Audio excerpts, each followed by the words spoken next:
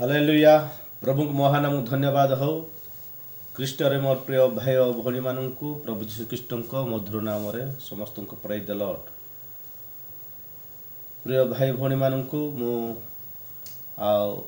ଏଇ ଦିନ ଏଇ ସନ୍ଧ୍ୟାକାଳ ସମୟରେ ପ୍ରଭୁ ଯୀଶୁଖ୍ରୀଷ୍ଟଙ୍କ ମଧୁର ନାମରେ ତାଙ୍କ ବାକ୍ୟ ଶୁଣିବା ପାଇଁ ଆହ୍ୱାନ କରୁଅଛି। ଆମ ସିୟନ ମଣ୍ଡଳୀର ବାକ୍ୟ ଆପଣମାନେ ଶୁଣୁଅଛନ୍ତି। ଆପଣମାନେ ଦିନ ଦିନକୁ ଆତ୍ମିକତାରେ ବଢ଼ୁଅଛନ୍ତି ବୋଲି ମୁଁ ପ୍ରଭୁ ଯୀଶୁଖ୍ରୀଷ୍ଟଙ୍କ ଠାରେ ବିଶ୍ୱାସ କରୁଅଛି। ଆଉ ଯାହା ବି ହେଉ ପ୍ରଭୁ ଯୀଶୁଖ୍ରୀଷ୍ଟଙ୍କ ନାମ ଧନ୍ୟବାଦ ହେଉ। ଆସନ୍ତୁ ବର୍ତ୍ତମାନ ଆମେମାନେ ପ୍ରଭୁଙ୍କ ବାକ୍ୟ ଦେଖିବା, ତାପରେ ଆମେମାନେ ପ୍ରାର୍ଥନା ସହିତ ଆଗକୁ ଯିବା। ମୋ ସହିତ ଖୋଲନ୍ତୁ ଲୁକଲିଖିତ ସୁଷମାଚାର 22 ପର୍ବ ତାର 31 ପଦରୁ କିଛି ଅଂଶ ଆମେ ପାଠ କରିବା।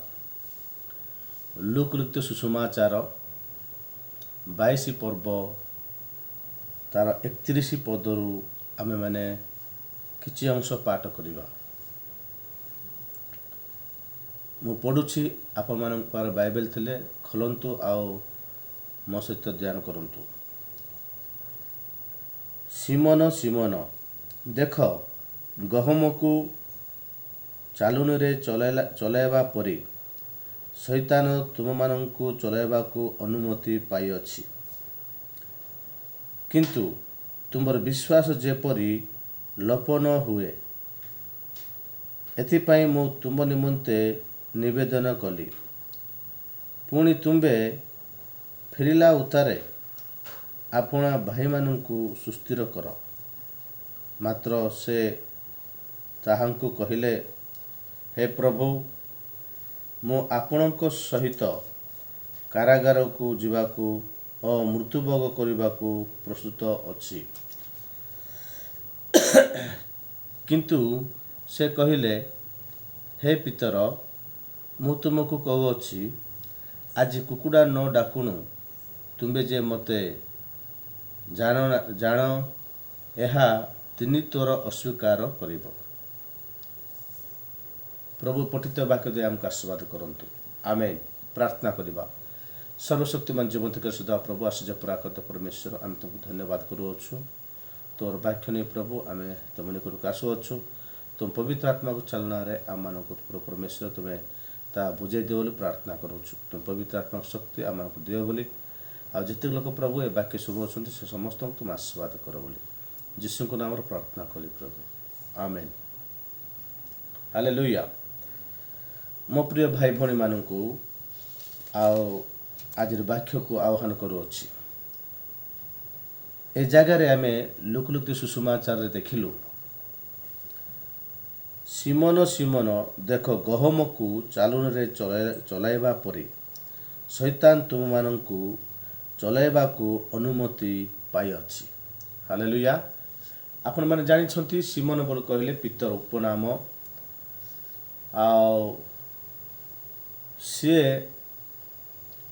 ପ୍ରଭୁ ଯୀଶୁଖ୍ରୀଷ୍ଟଙ୍କର ପ୍ରଧାନ ଶିଷ୍ୟ। ତାଙ୍କ ନାମ ହେଉଛି ସିମୋନ। ତାପରେ ତାଙ୍କୁ ପିତର ବୋଲି କୁହାଗଲା। ପିତର ମାନେ ପଥର। ହାଲେଲୁୟା।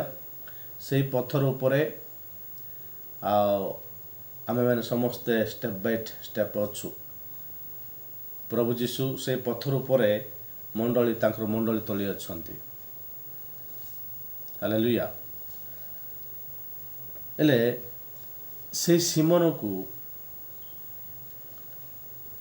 ଚାଲୁଣିରେ ଚଲାଇବା ପାଇଁ, ଚାଲୁଣି ବୋଲି ଜାଣିଛନ୍ତି ଆପଣମାନେ ସମସ୍ତେ। ଆପଣମାନଙ୍କର ପୂର୍ବ କାଳରେ ଆପଣମାନଙ୍କ ଘରମାନଙ୍କରେ ପ୍ରତ୍ୟେକ ଘରେ ଗୋଟେ ଗୋଟେ ଚାଲୁଣି ଥିଲା। ଶାଶୀମାନଙ୍କ ଠାରେ ବିଶେଷ କରି ଥିବ। ହେଲେ ଚାଲୁଣିରେ କ'ଣ ପାଇଁ ଚଲାଯାଉଛି ବୋଲି କହିଲେ, ଚାଲୁଣିରେ ଚଲାଇବାର ଅର୍ଥ ହେଉଛି ଜଗତର ଜଞ୍ଜାଳରେ ପକେଇକି ପୁରା ମାନେ ଘୁରେଇବାକୁ ଅନୁମତି ପାଇଅଛି ଶୈତାନ। ଜଗତର ଯେତିକି କଷ୍ଟ ଅଛି, ଜଗତର ଯେତିକି ସମସ୍ୟା ଅଛି, ଜଗତର ଯେତିକି ରୋଗ ଅଛି, ଜଗତରେ ଯେତିକି ଆଉ ପ୍ରୋବ୍ଲେମ୍ ଗୁଡ଼ାକ ମାନେ ଯେଉଁଟା ସମସ୍ୟା ଗୁଡ଼ାକ ଅଛି ସେ ସବୁ ସମସ୍ୟାରେ ଶୈତାନ ତୁମକୁ ପକାଇ ଦେଇକରି କ'ଣ କରୁଛି ବୋଲି କହିଲେ ଚଳାଉଛି ବୋଲା ତ ଚଳାଇବା ପାଇଁ ଅଧିକାର ପାଇଛି। ଗହମ ଗୁଡ଼ାକ ଆଉ ଚଳାଉଥିବା ସମୟରେ କେତୋଟି ଗହମ ଗୁଡ଼ାକ ତଳେ ପଡ଼ିଯିବ, କେତୋଟି କରାପ ଯାକ ଉଡ଼ି ଯାଉଥିବ। ହେଲେ କେତେଟା ଭଲ ଗହମ ଗୁଡ଼ାକ ସେଟା ଏକାଠି ହେବ ବୋଲା ତାକୁ ସେ ମାଲିକ କ'ଣ କରିବ ସଂଗ୍ରହ କରି ରଖିବ, ଅଗାଡ଼ି ଗୁଡ଼ାକ ଚାଲିଯିବ। ହେଲେ ଯେ ଷ୍ଟ୍ରଙ୍ଗ ଯେ କେହି ଷ୍ଟ୍ରଙ୍ଗ ହେଇକି ରହିବ ନିଦା ହେଇକି ରହିବ ସେ ବଞ୍ଚିବ। ହାଲେଲୁୟା। ହେଲେ ଏଇ ଜାଗାରେ ସିମୋନଙ୍କୁ ଯେ କି ପ୍ରଧାନ ଶିଷ୍ୟ ପ୍ରଭୁ ଯୀଶୁଖ୍ରୀଷ୍ଟଙ୍କର ତାଙ୍କୁ ପ୍ରଭୁ ଯୀଶୁ କହୁଅଛନ୍ତି, ହେ ସିମୋନ, ଶୈତାନ ତୁମମାନଙ୍କୁ ଚାଲୁନରେ ଚଲାଇବା ପାଇଁ ଅନୁମତି ପାଇଅଛି, କିନ୍ତୁ ତୁମର ବିଶ୍ୱାସ ଯେପରି ଲୋପ ନ ହୁଏ ଏଥିପାଇଁ ମୁଁ ତୁମ ନିମନ୍ତେ ନିବେଦନ କଲି ପ୍ରଭୁଙ୍କ ଠାରେ, ଈଶ୍ୱରଙ୍କ ଠାରେ, ମୋ ପିତାଙ୍କ ନିକଟରେ ତୁମ ପାଇଁ ମୁଁ ନିବେଦନ କରୁଛି ପିତର। ଆଉ ତୁମେ ଯେ ପ୍ରକାର ବିଶ୍ୱାସରେ ପତିତ ନ ହେବ, ବିଶ୍ୱାସରେ ପଡ଼ି ନ ଯିବ ଆଉ ଦୃଢ଼ ଭାବରେ ରହିପାରିବ, ସେଥିପାଇଁ ମୁଁ ତୁମ ପାଇଁ ପିତାଙ୍କ ନିକଟରେ ଅନୁମତି ମାଗିଅଛି, ନିବେଦନ କରିଅଛି। ପୁଣି ତୁମେ ଯେତେବେଳେ ଫେରିଲା ଉତ୍ଥାରେ ଚାଲୁଣିରୁ ତୁମକୁ ଭଲ କରି ସେ କ'ଣ କରିବ ଚଲେଇବ, ଚାଲୁଣିରେ ତୁମକୁ ଚଲାଇବ। ଶୈତାନ ଭଲ କରି ଚଲେଇଲା ପରେ ତୁମେ ଯେତେବେଳେ ମୁକ୍ତ ହେଇଯିବ ଚାଲୁଣିରୁ, ଚାଲୁଣି ବୋଲି କହିଲେ ଜଗତ। ହାଲେଲୁୟା। এই ଚାଲୁଣି କାହାର ହାତରେ ଅଛି? ପୁଣି ଶୈତାନର ଅଛି, ଶୈତାନର ହାତରେ ଅଛି।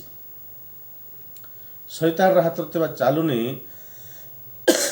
ସେ ଚାଲୁଣିରେ ତୁମକୁ এই ଜଗତର ଜଞ୍ଜାଳରେ ଟୋଟାଲ ପକେଇ ଏଟା ନହେଲେ ସେଟା, ସେଟା ନହେଲେ ଏଟା, ବିଭିନ୍ନ ପ୍ରକାର କୋର୍ଟ କଚେରୀ, ବିଭିନ୍ନ ପ୍ରକାର ରୋଗ, ବିଭିନ୍ନ ପ୍ରକାର ସମସ୍ୟା, ବିଭିନ୍ନ ପ୍ରକାର ଅଧିକାର ନେଇକରି ଶୈତାନ ତୁମମାନଙ୍କୁ ଚଲେଇବ। ହେଲେ ସେଥିମଧ୍ୟରୁ ତୁମେ ଯେ ପ୍ରକାର ମୁକ୍ତ ହେଇପାରିବ, ବିଶ୍ୱାସରେ ଦୃଢ଼ ହେଇପାରିବ, ଆଉ ତୁମେ ଯେ ପ୍ରକାର ବିଜୟ ଲାଭ କରିପାରିବ, ମୁଁ ସେଥିପାଇଁ ନିବେଦନ କରିଅଛି ସିମୋନ, ଆଉ ତୁମେ ଭୟ କର ନାହିଁ ବୋଲି କହିଲା ପରେ ପ୍ରଭୁ ଯୀଶୁ କହିଲେ। ହେଲେ ଆଉ ସେ କହିଲେ, ତୁମେ ଫେରିଲା ଉତ୍ଥାରେ ଆପଣା ଭାଇମାନଙ୍କୁ ସୁସ୍ଥିର କର। ହାଲେଲୁୟା। ମୋର ପ୍ରିୟ ବନ୍ଧୁ, ଆପଣମାନେ ବିଶ୍ୱାସ କରନ୍ତୁ ବାକ୍ୟକୁ ପ୍ରାଞ୍ଜଳ ଭାବରେ ବୁଝି ନେବା ପାଇଁ। ବାକ୍ୟ ହେଉଛି ଆମମାନଙ୍କୁ ଆଧାର। ପରମେଶ୍ୱରଙ୍କ ବାକ୍ୟ ଯଦି ଆମମାନଙ୍କ ଜୀବନରେ ନାହିଁ, ପରମେଶ୍ୱରଙ୍କର ଶକ୍ତି ଆମେ ଯଦି ପ୍ରାପ୍ତ ହେଇନୁ, ତାହେଲେ ଆମେମାନେ କୌଣସି ପ୍ରକାର ଆଉ ଏ ଜଗତର ଚାଲୁଣିରୁ ବା ଜଗତର ଜଞ୍ଜାଲରୁ ମୁକ୍ତ ହୋଇପାରିବା ନାହିଁ। ଯେଉଁମାନେ এই ଶୈତାନ ହାତରେ ଥିବା ଚାଲୁଣିରୁ ରକ୍ଷା ପାଇ ଅଛନ୍ତି, ସେମାନଙ୍କୁ ତୁମେ ସୁସ୍ଥିର କର ସିମୋନ, ତୁମେ ମୁକ୍ତ ହେବ। ତୁମେ ଫେରିଲା ଉତ୍ଥାରେ ଆପଣା ଭାଇମାନଙ୍କୁ ସୁସ୍ଥିର କର। ସେତେବେଳକୁ ସେ ସମୟରେ ପିତର ଭାବୁଥିଲା, ପ୍ରଭୁ ମୋ ପ୍ରତି ବେଶୀ ପ୍ରେମ ଦେଖାଉଛନ୍ତି, ମୋତେ କ'ଣ ଗୋଟେ ହେଇଯିବ ବୋଲି ପ୍ରଭୁ ଭାବୁଛନ୍ତି। ସେତେବେଳେ ପିତର କହିଲେ ପ୍ରଭୁଙ୍କୁ, ମାତ୍ର ସେ ତାହାଙ୍କୁ କହିଲେ, ହେ ପ୍ରଭୁ, ମୁଁ ଆପଣଙ୍କ ସହିତ କାରାଗାରକୁ ଯିବାକୁ ମୃତ୍ୟୁଭୋଗ କରିବାକୁ ପ୍ରସ୍ତୁତ। ପୁରା ଡେରିଂରେ ମୁଁ ପୁରା ଷ୍ଟିକ୍ ଅଛି ପ୍ରଭୁ, ମୁଁ ବିଶ୍ୱାସରୁ ଦୃଢ଼ ଭାବରେ ଅଛି। ଆପଣ ଯଦି କାରାଗାରକୁ ଯିବେ ମୁଁ ସେଠିକୁ ଯିବି, ଆପଣ ଯଦି ମୃତ୍ୟୁଭୋଗ କରିବେ ମୁଁ ମଧ୍ୟ ମରିଯିବି। ପ୍ରଭୁ, ତୁମକୁ ମୁଁ ଏତେ ପ୍ରେମ କରୁଛି, ତୁମ ବୋଲେ ମୋତେ ବେଶୀ ଇଚ୍ଛା, ଆଉ ତୁମ ପାଇଁ ମୋର ଜୀବନ ମଧ୍ୟ ଦେବି ପ୍ରଭୁ ବୋଲି କହିଲେ। ସେତେବେଳେ କିନ୍ତୁ ସେ କହିଲେ, ହେ ପିତର, ମୁଁ ତୁମକୁ କହୁଅଛି, ଆଜି କୁକୁଡ଼ା ନ ଡାକୁଣୁ ତୁମେ ଯେ ମୋତେ ଜାଣ, ଏହା 3 ଥର ଅସ୍ୱୀକାର କରିବ। ହାଲେଲୁୟା। ପିତର, ମୁଁ ପୁରା ଷ୍ଟ୍ରଙ୍ଗ ଅଛି ବୋଲି ତୁ ଭାବୁଛୁ, ହେଲେ ଆଜି କୁକୁଡ଼ା ନ ଡାକିବା ପୂର୍ବରୁ, କୁକୁଡ଼ା ନ ଡାକୁନୁ ତୁମେ ମୋତେ 3 ଥର ଅସ୍ୱୀକାର କରିବ। ପିତର, ଏ ଯୀଶୁ କିଏ କି ମୁଁ ଜାଣିନାହିଁ, ଏ ଯୀଶୁଙ୍କ ସହିତ ମୋତେ କିଛି ସମ୍ପର୍କ ନାହିଁ, ମୁଁ ଏହାକୁ କେବେ ବି ଜାଣିନାହିଁ, ଏହାକୁ ମୁଁ କେବେ ଦେଖି ନାହିଁ, ଏ ଆମ ଗୁରୁ ନାହାନ୍ତି, ଏ ଆମ ପ୍ରଭୁ ନାହାନ୍ତି ବୋଲି ତୁ ଅସ୍ୱୀକାର କରିବୁ ପିତର ବୋଲି ପ୍ରଭୁ କହିଦେଲେ। ହାଲେଲୁୟା। ସେତେବେଳେ ଆର ପ୍ରଭାବ,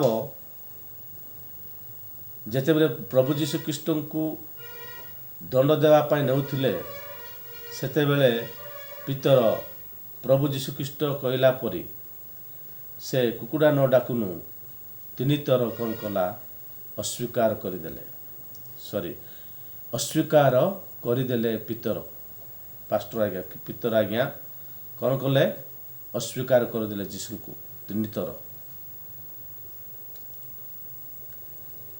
ସେ 3 ଥର ଅସ୍ୱୀକାର କଲେ, କିନ୍ତୁ ତାଙ୍କୁ ସାରା ଜୀବନ ଅନୁତାପ କଲେ। ହାଲେଲୁୟା। ପ୍ରଭୁ ଯୀଶୁ କହିବା କଥା, ପ୍ରଭୁ ଯୀଶୁ ତାଙ୍କ ପ୍ରତି ଯେଉଁ ପ୍ରେମ ଦେଖାଇଲେ, ସେ ସବୁ ପ୍ରେମ ସେ ସ୍ମରଣ କଲେ।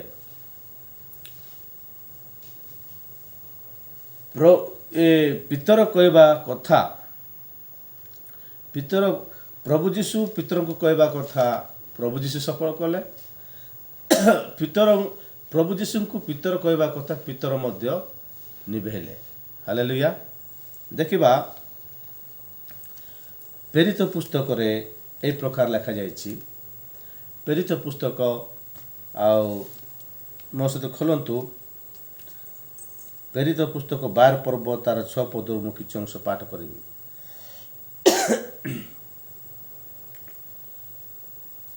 ପ୍ରେରିତ ପୁସ୍ତକ 12 ପର୍ବ ତାର 6 ପଦ। ପରେ ଏରୋଦ ଯେଉଁଦିନ ପିତରଙ୍କୁ ବାହାର କରି ଆଣିବା ପାଇଁ ଯାଉଥିଲେ, ସେହି ରାତ୍ରିରେ ସେ 2ଟା ଜଞ୍ଜିରରେ ବନ୍ଧା ହୋଇ 2 ଜଣ ସୈନିକ ମଧ୍ୟରେ ଶୋଇଥିଲେ, ଆଉ ପ୍ରହରୀମାନେ ଦ୍ୱାର ସମ୍ମୁଖରେ କାରାଗାର ରକ୍ଷା କରୁଥିଲେ। ଆଉ ଦେଖ, ପ୍ରଭୁଙ୍କର ଜଣେ ଦୂତ ଉପସ୍ଥିତ ହେଲେ, ପୁଣି କୋଠରୀଟି ଆଲୋକମୟ ହେଲା, ଆଉ ସେ ପିତରଙ୍କ କକ୍ଷ ଦେଶରେ ଆଘାତ କରି ତାଙ୍କୁ ଜଗାଇ କହିଲେ, ଶୀଘ୍ର ଉଠ। ସେଥିରେ ତାଙ୍କ ହାତରୁ ଜଞ୍ଜିର ଖସି ପଡ଼ିଲା। ହାଲେଲୁୟା। এই ଜାଗାରେ ଆମେ ଦେଖୁଛୁ, ଏଇଠି କ'ଣ ହେଇଛି ବୋଲି କହିଲେ, ପ୍ରଭୁ ଯୀଶୁ ଖ୍ରୀଷ୍ଟଙ୍କୁ ପିତର କହିଲା ପରି, ପ୍ରଭୁ, ମୁଁ ତୁମ ପାଇଁ ଜେଲକୁ ମଧ୍ୟ ଯିବି। ହାଲେଲୁୟା।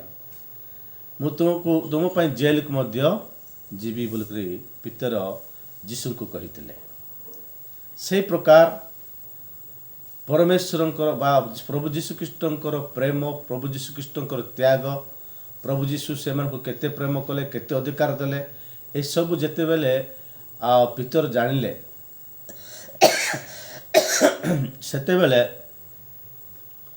ଆଉ କ'ଣ ହେଲା, ପିତର ପରମେଶ୍ୱରଙ୍କ ପାଇଁ ବା ପ୍ରଭୁ ଯୀଶୁଖ୍ରୀଷ୍ଟଙ୍କ ପାଇଁ ଜେଲକୁ ଯିବାକୁ ମଧ୍ୟ ଇଚ୍ଛୁକ ହେଲେ। ହାଲେଲୁୟା। ସେ ଯେତେବେଳେ ଜେଲକୁ ଗଲେ ସେତେବେଳେ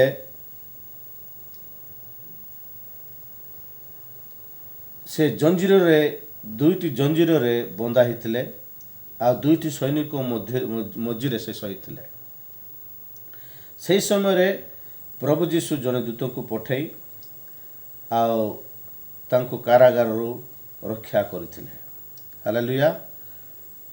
କାରାଗାରରୁ ତାଙ୍କୁ ଉଦ୍ଧାର କରି ମୁକୁଲାଇକରି ଆଉ ସେ ବାହାରକୁ ଆଣିଲେ।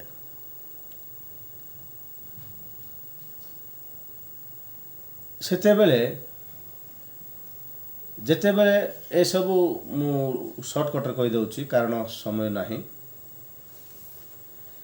ଆମେ ଯଦି ସେ 12:16 ଯଦି ଦେଖିବା, ସେଠି ଲେଖା ହେଇଛି, କିନ୍ତୁ ପିତର ଦ୍ୱାରରେ ବାରମ୍ବାର ମାରୁଥିଲେ ଆଉ ସେମାନେ ପିଠାଇ ତାଙ୍କୁ ଦେଖି ଆଚମ୍ବିତ ହେଲେ, କିନ୍ତୁ ସେ ସେମାନଙ୍କୁ ତୁନି ହୋଇ ରହିବା ପାଇଁ ହାତରେ ଠାରି ପ୍ରଭୁ କିପରି ତାଙ୍କୁ କାରାଗାରରୁ ବାହାର କରି ଆଣିଅଛନ୍ତି ତାହା ସେମାନଙ୍କ ନିକଟରେ ବର୍ଣ୍ଣନା କଲେ।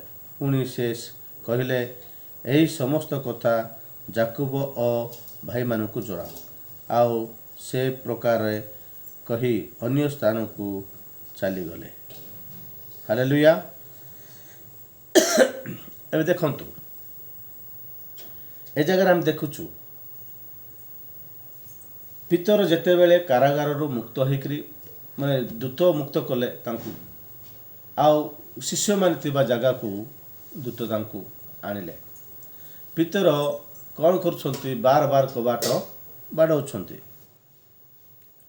କବାଟ ପିଠାଅ ବୋଲି କହୁଛନ୍ତି। ସେତେବେଳେ ଆଉ ଜିଉଦମାନଙ୍କ ଭୟରେ ଆଉ ଭାଇମାନେ କବାଟ ପିଟାଉନଥିଲେ। ସେତେବେଳେ ସେ ବାର ବାଡ଼େଇବାରୁ ଆଉ କବାଟ ପିଠାଗଲା।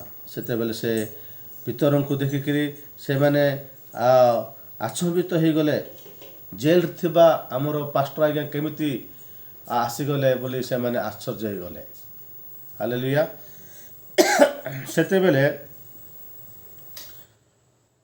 ହାତ ଠାରିକିରି କହିଲେ, ତୁନେ ଥାଅ, ପାଟି କର ନାହିଁ, ମୁଁ କେମିତି ଆସିଲି କ'ଣ ସବୁ ମୁଁ ତୁମକୁ ଜଣାଇବି। ସେତେବେଳେ ପ୍ରଭୁ ତାଙ୍କୁ କାରାଗାରରୁ କେମିତି ବାହାର କରି ଆଣିଅଛନ୍ତି, କେମିତି ରକ୍ଷା କଲେ, ସେସବୁ ସେମାନଙ୍କ ଆଗରେ କହିଲେ। ହାଲେଲୁୟା। ଏଠି ଶୈତାନ ପିତର ପାଷ୍ଟର ଆଜ୍ଞାଙ୍କୁ ଚାଲୁନରେ ଚଲେଇଲା, କାରାଗାରକୁ ପକାଇଲା, ଜଞ୍ଜିରରେ ବାନ୍ଧିଲା, ତାଙ୍କୁ ଶେଷରେ ମାରିଦେବାକୁ ମଧ୍ୟ ପ୍ଲାନ୍ କଲା। କିନ୍ତୁ ପ୍ରଭୁ ଯୀଶୁଖ୍ରୀଷ୍ଟ କହିଲେ ପିତରଙ୍କୁ,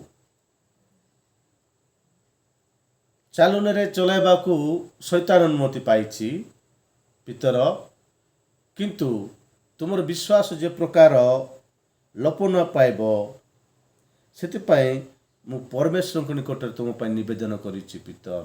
ହାଲେଲୁୟା। ତୁମେ ଯେପରି ଶୈତାନ ଜଞ୍ଜାଲରୁ ମୁକ୍ତ ହୋଇ ଭାଇମାନଙ୍କୁ ଯେତେବେଳେ ଯାଇ ମିଶିବ ସେତେବେଳେ ତାଙ୍କୁ ତୁମେ ସୁସ୍ଥିର କର। ତୁମକୁ ପରମେଶ୍ୱର କେମିତି ଶୈତାନ ଚାଲୁଣିରୁ ମୁକ୍ତ କରିଅଛନ୍ତି ସେ ବିଷୟରେ ସେମାନଙ୍କୁ ଜଣାଅ। ପ୍ରେଜ୍ ଦ ଲର୍ଡ। ସେମାନଙ୍କୁ ସୁସ୍ଥିର କର। ତୁମେ ଯେତେବେଳେ ଫେରିଲା ଉତ୍ଥାରେ ଆପଣା ଭାଇମାନଙ୍କୁ ସୁସ୍ଥିର କର। ହାଲେଲୁୟା। କାରଣ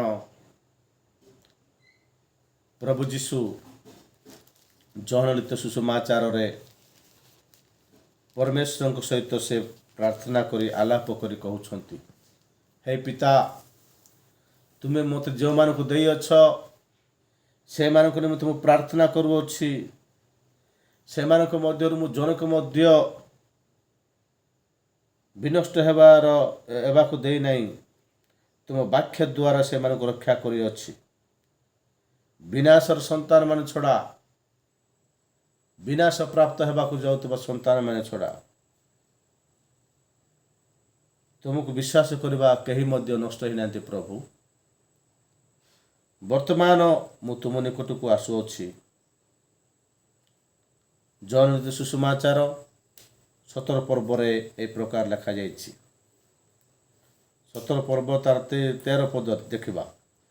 କିନ୍ତୁ ଏବେ ମୁଁ ତୁମ ନିକଟକୁ ଆସୁଅଛି, ଆଉ ସେମାନଙ୍କ ଅନ୍ତରରେ ମୋର ଆନନ୍ଦ ଯେପରି ପରିପୂର୍ଣ୍ଣ, ସେଥି ନିମନ୍ତେ ଜଗତରେ ଥାଉ ଥାଉ ମୁଁ ଏହା ସବୁ କରୁଅଛି। ମୁଁ ସେମାନଙ୍କୁ ତୁମର ବାକ୍ୟ ଦାନ କରିଅଛି, ଆଉ ଜଗତ ସେମାନଙ୍କୁ ଘୃଣା କରୁଅଛି। କାରଣ ମୁଁ ଯେପରି ଏହି ଜଗତରୁ ଉତ୍ପନ୍ନ ନୁହେଁ, ସେମାନେ ସେହିପରି ଏହି ଜଗତରୁ ଉତ୍ପନ୍ନ ନୁହନ୍ତି। ହାଲେଲୁୟା। ମୋର ପ୍ରିୟ ଲୋକମାନେ, ପ୍ରଭୁ ଯୀଶୁଖ୍ରୀଷ୍ଟଙ୍କୁ ବିଶ୍ୱାସ କରିବା ଲୋକମାନେ, ପ୍ରଭୁ ଯୀଶୁଖ୍ରୀଷ୍ଟଙ୍କ ନାମରେ ପରିତ୍ରାଣ ପ୍ରାପ୍ତ ହୋଇଥିବା ଲୋକମାନେ ଜଗତରୁ ଉତ୍ପନ୍ନ ନୁହନ୍ତି।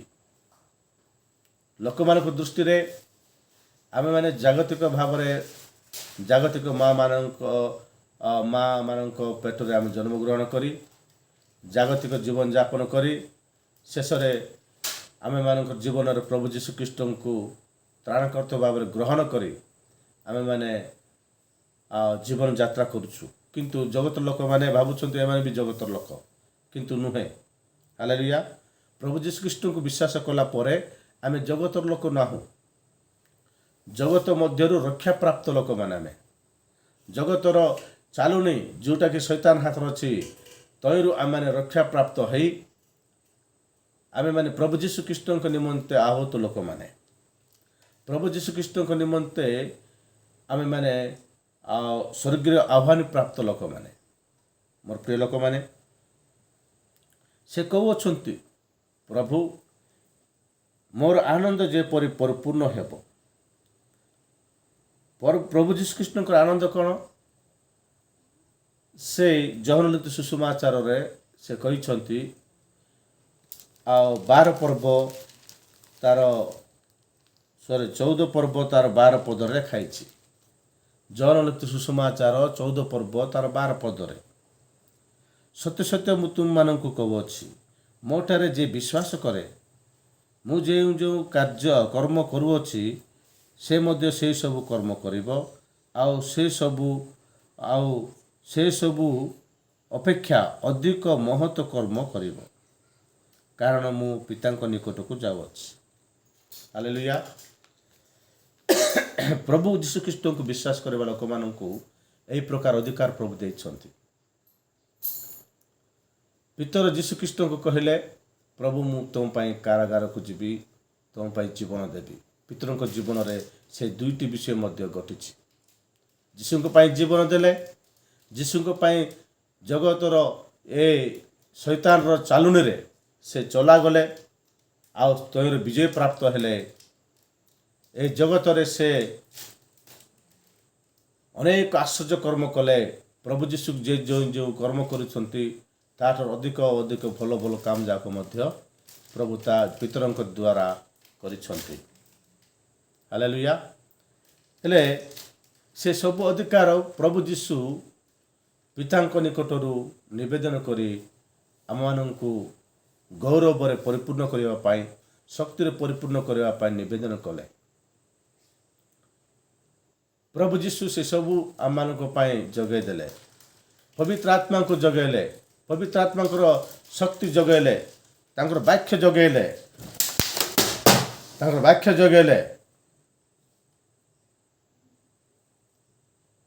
ପବିତ୍ର ଆତ୍ମା ଶକ୍ତିରେ ପରିପୂର୍ଣ୍ଣ ହୋଇଗଲୁ।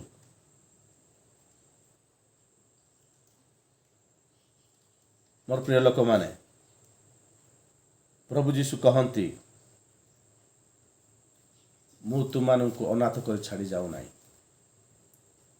ମୁଁ ଯେତେବେଳେ ଯାଉଛି ମୋର ଆତ୍ମା ତୁମ ନିକଟରେ କାର୍ଯ୍ୟ କରିବ। ସେ ଜାଗାରେ ଲେଖା ହେଇଛି ପ୍ରଭୁ ଯୀଶୁ ପ୍ରାର୍ଥନା କରି କହୁଛନ୍ତି ପିତାଙ୍କ ନିକଟରେ, ତୁମେ ସେମାନଙ୍କୁ ପ୍ରଭୁ ପିତାଙ୍କ ନିକଟରେ ସେ କହୁଛନ୍ତି କାରଣ ଏମାନଙ୍କୁ ଜଗତ ଘୃଣା କରୁଅଛି, କାରଣ ଜଗତ ମୋତେ ଘୃଣା କରୁଥିଲା। ତାପରେ ସେ କହୁଛନ୍ତି ତୁମେ ସେମାନଙ୍କୁ ଜଗତରୁ ଘେନି ଯାଅ ବୋଲି ମୁଁ ପ୍ରାର୍ଥନା କରୁନାହିଁ, କିନ୍ତୁ ସେମାନଙ୍କୁ ମନ୍ଦରୁ ରକ୍ଷା କର ବୋଲି ପ୍ରାର୍ଥନା କରୁଅଛି। ସେଠି ଅନେକ ବିଷୟ ଲେଖା ହେଇଛି ମୋର ପ୍ରିୟ ଲୋକମାନେ। ବର୍ତ୍ତମାନ ସମୟର ଅଭାବ, 21 ପଦ ଗୋଟେ ପଢ଼ିକି ଆମେ ଶେଷ କରିବା। ଯେପରି ସେମାନେ ସମସ୍ତେ ଏକ ହୁଅନ୍ତି, ଭାଇମାନେ ସମସ୍ତେ ଏକ ହୁଅନ୍ତି। ପ୍ରଭୁ ଯୀଶୁଖ୍ରୀଷ୍ଟଙ୍କ ନାମରେ ଭାଇମାନେ ସମସ୍ତେ ଯେ ପ୍ରକାର ଏକ ହୋଇକି ସେବା କରିବେ, ପବିତ୍ର ଆତ୍ମାଙ୍କ ଶକ୍ତିରେ ପରିପୂର୍ଣ୍ଣ ହେବେ, ଏଇ ଶୈତାନର ଜଞ୍ଜାଳରୁ ଅର୍ଥାତ୍ ଶୈତାନ ହାତରେ ଯେଉଁ ଚାଲୁଣି ଅଛି ତହିଁରୁ ଚଲାଯିବା ସମୟରେ ବିଜୟୀ ଲାଭ କରିପାରିବେ, ଶକ୍ତି ପ୍ରାପ୍ତ ହୋଇପାରିବେ। ସେଥିପାଇଁ ପ୍ରଭୁ ଯୀଶୁ ପିତାଙ୍କ ହସ୍ତରେ ସମସ୍ତଙ୍କୁ ସମର୍ପଣ କରୁଛନ୍ତି। ସେ କହୁଛନ୍ତି ଯେପରି ସେମାନେ ସମସ୍ତେ ଏକ ହୁଅନ୍ତି, ହେ ପିତା ତୁମେ ଯେ ପ୍ରକାରେ ମୋ ଠାରେ ଅଛ ମୁଁ ମଧ୍ୟ ମୁଁ ତୁମଠାରେ ଅଛି, ସେମାନେ ମଧ୍ୟ ସେହି ପ୍ରକାରେ ଆମମାନଙ୍କ ଠାରେ ରହନ୍ତୁ, ଯେପରି ତୁମେ ମୋତେ ପ୍ରେରଣ କଲ ବୋଲି ଜଗତ ବିଶ୍ୱାସ କରେ। ଆଉ ତୁମେ ମୋତେ ଯେଉଁ ମହିମା ଦେଇଅଛ ମୁଁ ସେମାନଙ୍କୁ ତାହା ଦେଇଅଛି, ଯେପରି ଆମେମାନେ ଯେ ପ୍ରକାର ଏକ ସେମାନେ ସେ ପ୍ରକାର ଏକ ହୁଅନ୍ତୁ। ହାଲେଲୁୟା। ଆଉ ସେ ପାଖରେ କହିଛନ୍ତି ଆଉ ମୁଁ ଯେଉଁ ଜାଗାରେ ରହିବି ସେମାନେ ମଧ୍ୟ ସେ ଜାଗାରେ ରହିବେ, ସେଥିପାଇଁ ସେମାନଙ୍କୁ ଆଶୀର୍ବାଦ କର। ହାଲେଲୁୟା। ମୋର ପ୍ରିୟ ଲୋକମାନେ, ସମସ୍ତ ବିଷୟ ଆମମାନେ ପ୍ରଭୁ ଯୀଶୁଖ୍ରୀଷ୍ଟଙ୍କ ଠାରୁ ପାଇଅଛୁ। ପିତରଙ୍କ ପ୍ରତି ଅନେକ ବିଷୟ ସଫଳ ହୋଇଛି। ପିତର ଶୈତାନ ଜଞ୍ଜାଳରୁ ମୁକ୍ତ ହେଲେ ଆଉ କାରାଗାର ପ୍ରାପ୍ତ ହେଲେ, ଶେଷରେ ଯୀଶୁଙ୍କ ପାଇଁ ଜୀବନ ଦେଲେ। ହାଲେଲୁୟା। ପିତରଙ୍କ ଜୀବନରେ ପ୍ରଭୁ ଯୀଶୁ ଯେତେବେଳେ କ୍ରୁଶାର୍ପିତ ହେଲେ, ତାପରେ ପିତର ପ୍ରଧାନ ଶିଷ୍ୟ ହୋଇ ମଣ୍ଡଳୀକୁ ସମ୍ଭାଳିଲେ, ମଣ୍ଡଳୀକୁ ଆରମ୍ଭ କଲେ, ମଣ୍ଡଳୀରେ ଅନେକ ଲୋକଙ୍କୁ ସଂଯୁକ୍ତ କଲେ, ପ୍ରେମର ବାର୍ତ୍ତା ଦେଲେ। ପ୍ରଭୁ ଯୀଶୁଖ୍ରୀଷ୍ଟଙ୍କ ପ୍ରେମ, ପ୍ରଭୁ ଯୀଶୁଖ୍ରୀଷ୍ଟଙ୍କ ତ୍ୟାଗ, ଆଉ ସେ କାହାକୁ ଭୟ କଲେ ନାହିଁ, ରାଜାମାନଙ୍କୁ ଭୟ କଲେ ନାହିଁ, ମନ୍ତ୍ରୀମାନଙ୍କୁ ଭୟ କଲେ ନାହିଁ, ଅଧିକାରୀମାନଙ୍କୁ ଭୟ କଲେ ନାହିଁ। ସମସ୍ତ ଇସ୍ରାଏଲକୁ, ବିଜାତି ଲୋକମାନଙ୍କୁ ସମସ୍ତଙ୍କୁ ପ୍ରଭୁ ଯୀଶୁଖ୍ରୀଷ୍ଟଙ୍କର କ୍ରୁଶର ତ୍ୟାଗ ଆଉ ତାଙ୍କର ପୁନରୁତ୍ଥାନ, ତାଙ୍କର ପ୍ରତ୍ୟେକ ବିଷୟ ଜଣେଇଲେ। ସେ କେମିତି ଥିଲେ, କେଉଁଠି ଥିଲେ, ବର୍ତ୍ତମାନ ସେ ଆମମାନଙ୍କ ପାଇଁ କ'ଣ କଲେ, ଆଉ କେମିତି ଆସିବେ ଏ ଜଗତକୁ, ଆମମାନଙ୍କୁ କେମିତି ତାଙ୍କ ନିକଟକୁ ଘେଣିଯିବେ, ସମସ୍ତ ବିଷୟ ଆଉ ସେ ଲୋକମାନଙ୍କ ନିକଟରେ କହିଲେ, ଆଉ ସବୁ ବିଷୟ ରଖିଲେ, ସବୁ ବିଷୟ କହିଲେ। ପ୍ରଭୁ ଯୀଶୁଙ୍କ ପ୍ରେମ, ପ୍ରଭୁ ଯୀଶୁଖ୍ରୀଷ୍ଟଙ୍କ ତ୍ୟାଗ, ଯୀଶୁଙ୍କୁ କହିବା କଥା ପିତର କହିଲେ, ପ୍ରଭୁ ମୁଁ ମରବା କଲେ ମଧ୍ୟ ମୁଁ ପ୍ରସ୍ତୁତ ଅଛି ପ୍ରଭୁ ବୋଲି କହିଲେ। ସେଇ ବାକ୍ୟ ପ୍ରଭୁ ସେମାନଙ୍କ ପ୍ରତି ସଫଳ କଲେ। ହାଲେଲୁୟା। କାରଣ ପ୍ରଭୁ ଯୀଶୁ କ'ଣ କଲେ, ଏ ମୋତେ ଅସ୍ୱୀକାର କଲେ ମଧ୍ୟ ତାପରେ ସେ ଅନୁତାପ କରିବେ ବୋଲି ପ୍ରଭୁ ଯୀଶୁ ଜାଣିଛନ୍ତି। ଅସ୍ୱୀକାର କଲେ ମଧ୍ୟ ସେ ଅନୁତାପ କରି ଫେରି ଆସିବ ଆଉ ମୋ ପାଇଁ ତାର ଜୀବନ ଦେବ।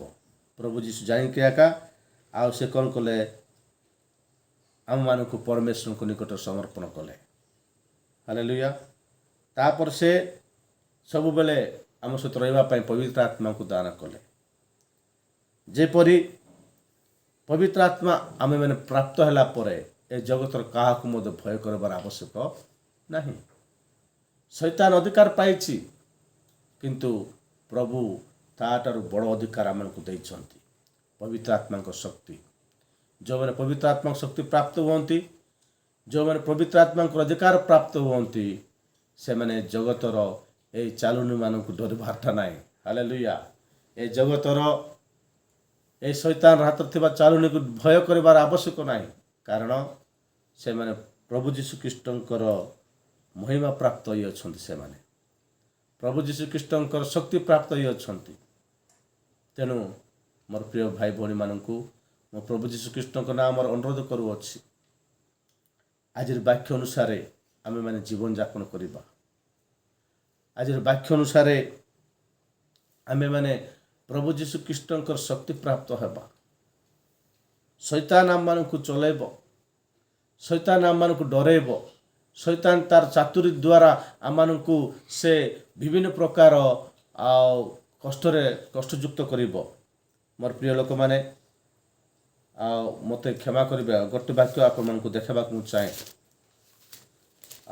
ଦ୍ୱିତୀୟ କରନ୍ଥୀୟ ପୁସ୍ତକ, ଶୈତାନର ଚାତୁରୀ ଆମେ କେମିତି ଜାଣିପାରିବୁ ସେ ବିଷୟରେ ଏ ଜାଗାରେ ଲେଖାଯାଇଛି। ଦ୍ୱିତୀୟ କରନ୍ଥୀୟ ପୁସ୍ତକ 2 ପର୍ବ ତାର 11 ପଦ। ଦ୍ୱିତୀୟ କରନ୍ଥୀୟ ପୁସ୍ତକ 2 ପର୍ବ ତାର 11 ପଦ। ଯେପରି ଶୈତାନ ଆମମାନଙ୍କର ଅପକାର କରିବାକୁ ସୁଯୋଗ ପ୍ରାପ୍ତ ନ ହୁଏ, କାରଣ ଆମେମାନେ ତାର ସମସ୍ତ କଳ୍ପନା ସମ୍ବନ୍ଧରେ ଅଜ୍ଞ ନହୁଁ। ହାଲେଲୁୟା। ସେଠି ଲେଖା ହେଇଛି ଶୈତାନ କ'ଣ କରୁଛି, ଆମମାନଙ୍କୁ କ'ଣ କରିବା ପାଇଁ, ଚଳାଇବା ପାଇଁ ଅଧିକାର ପାଇଅଛି। ଆମମାନଙ୍କୁ କଷ୍ଟ ଦେବା ପାଇଁ ସେ କ'ଣ କରୁଛି, ପରମେଶ୍ୱରଠାରୁ ଅର୍ଡ଼ର ମାଗି ଆଣିଛି। ତେଣୁ ଏସବୁ କଥା ଆମେ ଜାଣିଛୁ, ଏସବୁ କଥା ଆମେ ଜାଣିଛୁ। ତେଣୁ ଆମେମାନେ ଡରବାକୁ ଦରକାର ନାହିଁ। ମୋର ପ୍ରିୟ ଲୋକମାନେ, ଶୈତାନ ଆମକୁ ଅପକାର କରିବାକୁ ସେ ଅନୁମତି ମାଗିଛି। ପରମେଶ୍ୱରଙ୍କ ନିକଟରେ ଅନୁମତି ମାଗିଛି ଆମକୁ ଅପକାର କରିବା ପାଇଁ, ଆମକୁ ନଷ୍ଟ କରିବା ପାଇଁ, ଆମକୁ ବିନଷ୍ଟ କରିବା ପାଇଁ, ଆମକୁ ହରାଇବା ପାଇଁ ସେ ଚେଷ୍ଟା କରୁଛି। କିନ୍ତୁ ଆମେମାନେ ତାର ଚାତୁରୀ ବିରୁଦ୍ଧରେ, ଆମେମାନେ ସମସ୍ତ ତାର କଳ୍ପନା ସବୁ ତାର କଳ୍ପନା ସମ୍ବନ୍ଧରେ ଆମେ ଅଜ୍ଞ ନହୁଁ। ଆମେ ସବୁ ଜାଣିଛୁ, କାରଣ ପ୍ରଭୁ ଆମମାନଙ୍କ ପ୍ରତି ସବୁ ବିଷୟ କରିଛନ୍ତି। ପ୍ରଭୁ ଆମମାନଙ୍କ ଜୀବନରେ ଅନେକ କାର୍ଯ୍ୟ କରିଅଛନ୍ତି, ଆମ ପାଇଁ ସବୁ ପ୍ରସ୍ତୁତ କରିଛନ୍ତି। ତେଣୁ ସେ କହିଲେ, ତୁମେ ଫେରି ଆସିଲା ପରେ ଭାଇମାନଙ୍କୁ ସୁସ୍ଥିର କର ବୋଲି କହିଲେ। ହାଲେଲୁୟା। ଆମେମାନେ ଯେତେବେଳେ ରକ୍ଷା ପ୍ରାପ୍ତ ହେବା, ସେତେବେଳେ ଆମେମାନେ ସୁସ୍ଥିର ହୋଇପାରିବା। ପ୍ରଭୁଙ୍କ ଠାରେ ଆମେ କେମିତି ଆଶ୍ୱସ୍ତି ପାଇଲୁ, ପ୍ରଭୁଙ୍କ ଠାରେ ଆମେ କେମିତି ଶକ୍ତି ପାଇଲୁ, ପ୍ରଭୁଙ୍କର ଶକ୍ତି ଆମେ କେମିତି ପାଇଅଛୁ, ଆଉ କେମିତି ଜଗତକୁ ଦେଖାଇ ପାରିଲୁ। ଶୈତାନର ଚାଲୁଣୀରେ ଆମେ ଚଳାଇବା ସମୟରେ କେତେ କଷ୍ଟ ପାଇଲୁ, କେତେଟା ଜଞ୍ଜିରରେ ବନ୍ଧା ଗଲୁ, କେତେଟା ସମସ୍ୟାକୁ ଆମେ ସାମ୍ନା କଲୁ। ଏହିସବୁ ବିଷୟ କହିକି ଆମେମାନେ ଭାଇମାନଙ୍କୁ ସୁସ୍ଥିର କରିବାକୁ ପଡ଼ିବ। ମୋର ପ୍ରିୟ ଲୋକମାନେ, ଆଜିର ବାକ୍ୟ ଅନୁସାରେ ଆମେ ଜୀବନଯାପନ କରିବା। ପ୍ରଭୁ ଯୀଶୁଖ୍ରୀଷ୍ଟଙ୍କ ଠାରେ ଅଧିକାର ପ୍ରାପ୍ତ ହୋଇଅଛୁ। ମୋର ପ୍ରିୟ ଲୋକମାନେ, ଆମ ସିୟନ ମଣ୍ଡଳର ମେସେଜ ଆପଣମାନେ ଦେଖନ୍ତୁ, ଆଉ ଦିନ ଦିନକୁ ଆଶୀର୍ବାଦ ପ୍ରାପ୍ତ ହୁଅନ୍ତୁ ବୋଲି ଆଜିର ଏହି ବାକ୍ୟ ଅନୁସାରେ ଆମେ ସମସ୍ତେ ପ୍ରଭୁଙ୍କ ନିକଟରେ ସମର୍ପିତ ହେବା, ଆଉ ପ୍ରଭୁ ଯୀଶୁଖ୍ରୀଷ୍ଟଙ୍କର ଆଶୀଷ ପ୍ରାପ୍ତ ହେବା। ପ୍ରଭୁ ଯୀଶୁ ଆମକୁ ସମସ୍ତଙ୍କୁ ଏ ପ୍ରଚିତ ବାକ୍ୟ ଦେଇ ଆଶୀର୍ବାଦ କରନ୍ତୁ। ଆମେନ୍। ପ୍ରାର୍ଥନା କରିବା। ସର୍ବଶକ୍ତିମାନ ଜୀବନ୍ତ ସଦା ପ୍ରବାସ ଜପରାକାନ୍ତ ପରମେଶ୍ୱର, ଆଜିର ବାକ୍ୟ ଅନୁସାରେ ସମସ୍ତଙ୍କୁ ତୁମ ସୁସ୍ଥିର କର। ତୁମ ଶକ୍ତିଯୁକ୍ତ ବାକ୍ୟରେ ପ୍ରଭୁ ସେମାନଙ୍କୁ ଆବୃତ ରଖ। ମହିମା ଗୌରବ ପ୍ରଶସ୍ତି ତୁମକୁ ଦେଇ ଯୀଶୁଙ୍କ ନାମରେ ପ୍ରାର୍ଥନା କଲେ ପ୍ରଭୁ। ଆମେନ୍। ପ୍ରେଜ୍ ଦ ଲର୍ଡ।